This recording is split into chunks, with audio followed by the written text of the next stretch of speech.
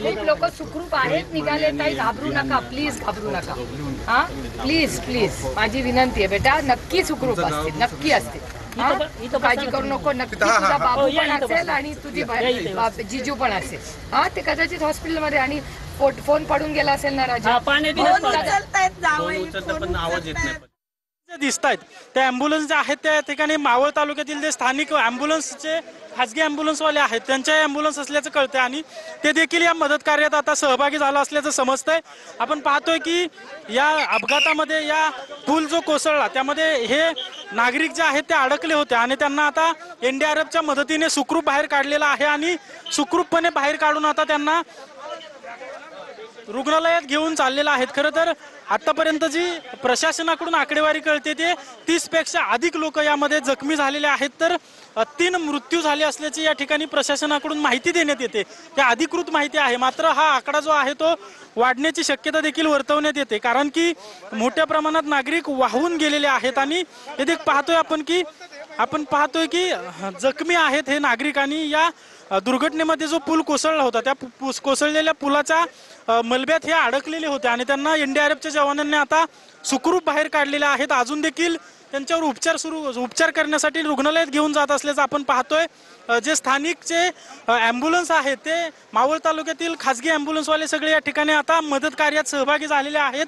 ते स्वयंपूर्तीने या ठिकाणी आपल्या ॲम्ब्युलन्स घेऊन आलेले आहेत आणि या ठिकाणी जे जखमी आहेत त्यांना जास्तीत जास्त तात्काळ वैद्यकीय सेवा मिळावी यासाठी ते देखील या ठिकाणी सहभागी झालेले आहेत. आपण पाहतोय जखमा दिसत आहेत या व्यक्तीच्या अंगावर आणि या व्यक्तीला आता रुग्णालयात घेऊन जात असल्याचं आपल्याला पाहायला मिळतंय.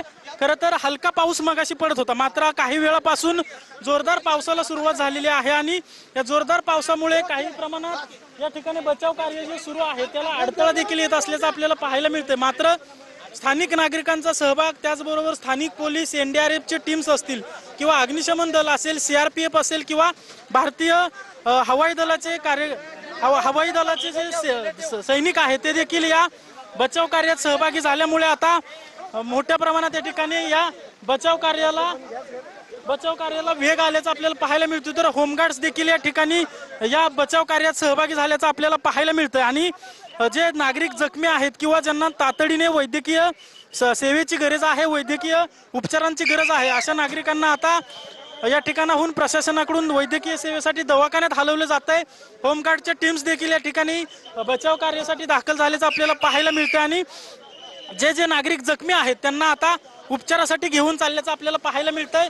खरं तर जोरदार पाऊस सुरू आहे, त्यामुळे पावसामुळे या ठिकाणी बचाव कार्याला काही प्रमाणात अडथळा येत असल्याचं आपल्याला पाहायला मिळते. मात्र या ठिकाणी आपण जवान जे पाहतोय, जे या मदत कार्यात जवान सहभागी झालेले आहेत ते जवान अगदी या पावसात भिजत हे सगळं मदत कार्य सुरू असल्याचं आपल्याला पाहायला मिळतंय.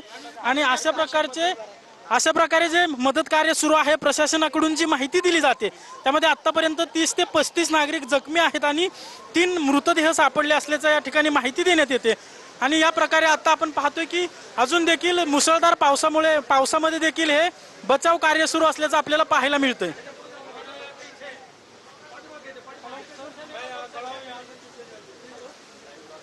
शर्थीच्या प्रयत्नांनी एकाचा जीव वाचवण्यामध्ये आता या जवानांना, सुरक्षा यंत्रणांना, बचाव कार्याला मोठं यश आलेलं आहे. एका व्यक्तीला जिवंत बाहेर काढण्यात यश आलंय आणि त्याला आता पुढील उपचारासाठी रुग्णालयामध्ये ॲम्ब्युलन्सच्या माध्यमातून नेण्यात आलंय.